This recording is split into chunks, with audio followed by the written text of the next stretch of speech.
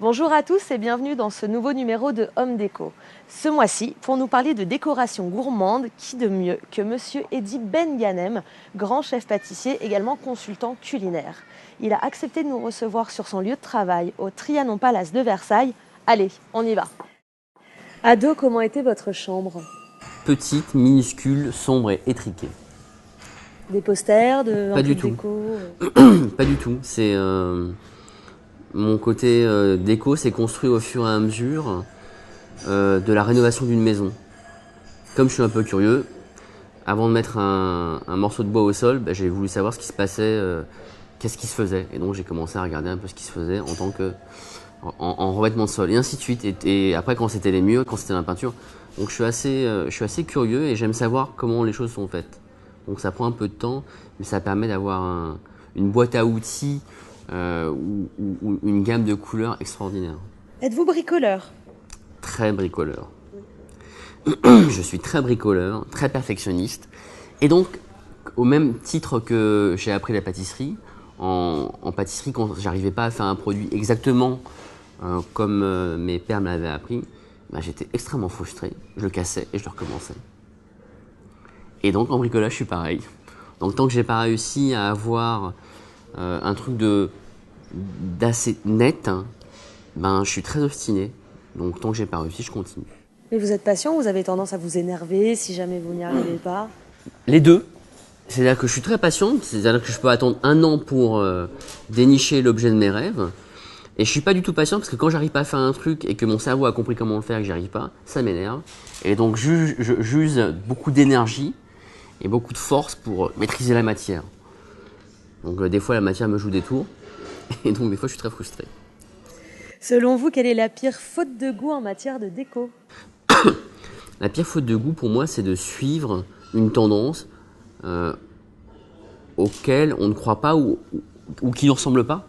Parce qu'en fait, vous faites quelque chose qui vous ressemble pas.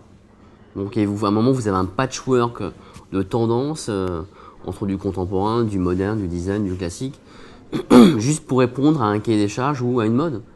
Donc, la mode, c'est vous qui vous la faites, la mode. Et là, justement, c'est la grande mode de la déco, le noir et blanc. Ça vous inspire? Vous en pensez quoi? J'adore le noir, j'adore le blanc. Le blanc est un support extraordinaire. En déco, moi, je conseille à tout le monde de peindre ses murs en blanc. Pourquoi? Parce que au début, quand on construit quelque chose, on ne sait pas vers où on va. Donc le blanc, vous peignez tout en blanc, comme ça vous êtes sûr de ne pas vous planter. Et puis après, au fur et à mesure de votre confiance, au fur et à mesure que vous prenez possession des lieux, vous pouvez apporter des touches de couleur. Le blanc est un support extraordinaire. Au même titre qu'une assiette, je préfère travailler sur une assiette blanche en dessert plutôt qu'une assiette de couleur. Après, le noir est une couleur intemporelle. Mais après, jouer sur le contraste de noir et blanc, ça peut être intéressant, mais il y a des gens qui sont maîtres dans l'art de faire ça. Et il faut vraiment le faire très très bien. Sinon, ça peut vite devenir un peu fade ou cliché. Il y a des gens qui sont maîtres. Il y a des grands couturiers qui ont fait des choses en noir et blanc qui sont intemporelles. Mais c'est ce qui paraît simple est en fait très très très compliqué. Chez vous, combien il y a de miroirs? J'ai un problème avec les miroirs aussi. Ah, dites-nous tout.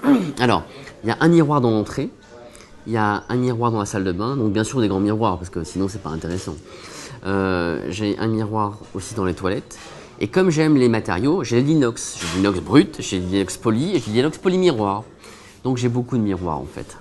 Donc j'aime bien le côté un peu, très très masculin du miroir et de l'inox polymiroir.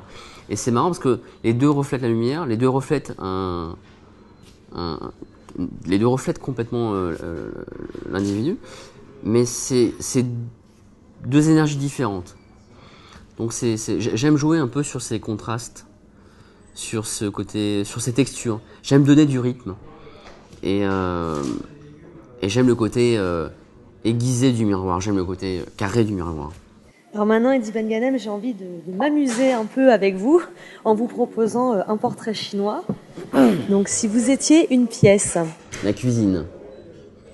un meuble, J'hésite entre un fauteuil confortable et douillet, et un canapé. Donc fauteuil individuel, canapé, plusieurs personnes. Un objet. Une casserole, dans laquelle on fait plein de choses à manger. Une couleur. Peut-être le rose. Le rose. Pourquoi? J'ai toujours aimé les couleurs sombres, j'ai toujours aimé les couleurs foncées. Et puis il a fallu attendre 40 ans pour me rendre compte que le rose était une couleur géniale, très stimulante, très vivante, et avec plein de force. Je pense que c'est mon côté féminin peut-être. Si vous étiez une matière. Le cuir, plein de sortes de cuir. J'adore le cuir. Le cuir peut être lisse, gaufré, avoir différentes textures. Et je trouve que c'est une matière qui fait passer. Je trouve que c'est une matière qui peut avoir plusieurs utilisations et qui peut donner à une pièce plusieurs esprits. Donc le cuir. Une ambiance. Une seule, c'est dur quand même. Allez, vous pouvez m'en donner plusieurs. Alors, plusieurs. Chaleureuse. Très moderne. Et zen. Zen, c'est un peu vaste, peut-être blanc et pur. Donc pas d'esbrouf, pas d'artifice, pas... Et ça ressemble assez à ce que j'aime en dessert. Un tableau. L'école italienne. Des formes rondes, des formes extrêmement bien dessinées, des formes pulpeuses. Et c'est avant tout, avant d'arriver à ça, c'est une maîtrise technique exceptionnelle. Et enfin, si vous étiez la vue d'un balcon. La mer. Excellent choix. La mer pour la mer calme ou pas, la mer enragée, déchaînée. C'est l'eau est le seul élément qui me calme. Sur, à côté, sous l'eau, c'est le seul élément dans lequel je suis déconnecté et j'arrête de réfléchir. Donc ouais, la mer.